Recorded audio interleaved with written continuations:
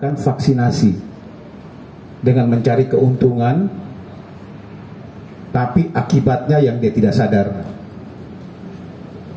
Ya, mereka ini sudah beberapa kita lakukan pengungkapan, kemarin juga saya sampaikan, ini lagi masih berjalan lagi, dan ini masih kita lakukan terus patroli di dunia maya untuk bisa kita menemukan para pelaku yang coba dengan mencari keuntungan dirinya sendiri.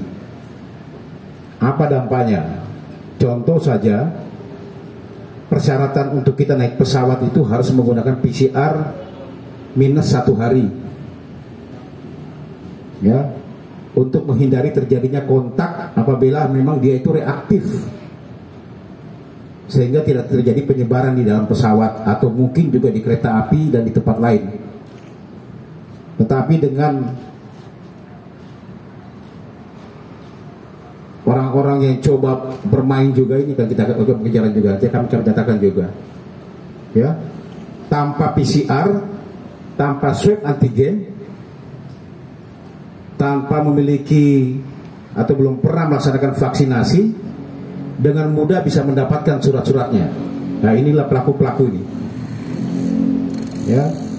Jadi cukup dengan 170.000, 180.000, bahkan 300.000, ya, dia bisa memiliki atau membeli surat-surat ini tanpa melalui tes yang sebenarnya. Contoh PCR, tanpa melakukan PCR untuk mengetahui apakah dia memang terkonfirmasi dia positif atau tidak sebagai syarat perjalanan, dia cukup dengan membeli di melalui media sosial atau di akun seseorang dengan harga tertentu yang sudah ditentukan, kemudian bisa mendapatkan PCR dari beberapa rumah sakit yang ada. Ya, ini sudah kita lakukan pengungkapan, kemarin sudah kita ungkap ada 2, sekarang ada 2 lagi, dan kami tidak akan pernah berhenti.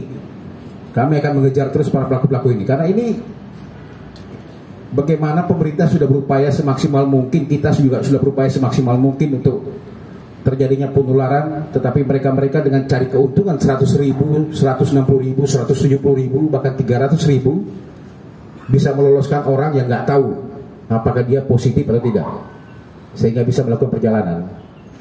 Yang pertama, 2 tersangka yang kita amankan. Yang pertama adalah saudara MI,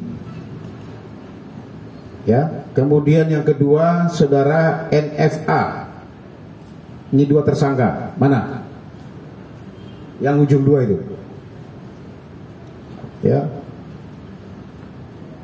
Yang saudara MI ini, yang kacamata ini, MI, ya.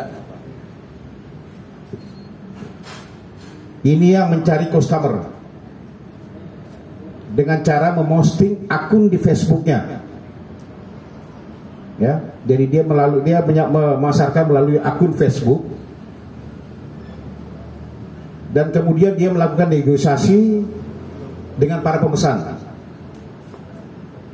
Yang kedua saudara NFA ini yang membuat dan mencetak dokumen palsu, kemudian menerima transfer sebagai uang jasa pembuatan dokumen palsu, baik itu PCR maupun antigen, swab antigen, bahkan KTP, SIM, semua bisa dipalsukan sama dia dengan tarif yang sudah ditentukan. Misalnya seperti SIM ini 300.000 cukup.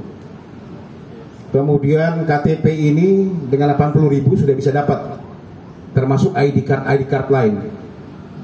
Karena memang yang bersangkutan pernah bekerja di percetakan dan memiliki alat, sehingga dia tahu,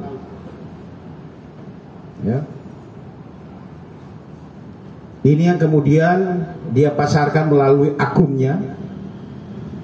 Menurut pengakuannya belajar dari beberapa media sosial yang lain, padahal sudah saya sampaikan kemarin, kami akan melakukan pengejaran. Sekali lagi, kami akan kejar mereka, kami akan patroli, menemukan, kami akan lakukan penindakan tegas di sini. Karena dampak dari sini yang berbahaya, ya. Kedua, sekarang ini pengakuannya juga sejak bulan Maret yang lalu dia baru melakukan. Tapi kami masih terus, kami akan dalami karena sebelumnya memang sudah pernah melakukan pemalsuan untuk KTP juga, SIM, ijazah, bahkan surat nikah pun pernah dia mampu membuat dengan tarif-tarif yang sudah ditentukan, dan dia pasarkan melalui media sosial yang ada. Yang cukup mahal memang di ijazah, ditaruh dengan harga 1 juta. Kemudian surat nikah itu sekitar 150.000. Ya. Hasilnya dia bagi 2. Beberapa barang bukti yang sudah kita amankan, seperti teman-teman lihat semua di situ, termasuk bukti-bukti transfer bagi orang yang memesan. Kedua orang tersebut kita amankan sekitar tanggal 10 Juli yang lalu, ya.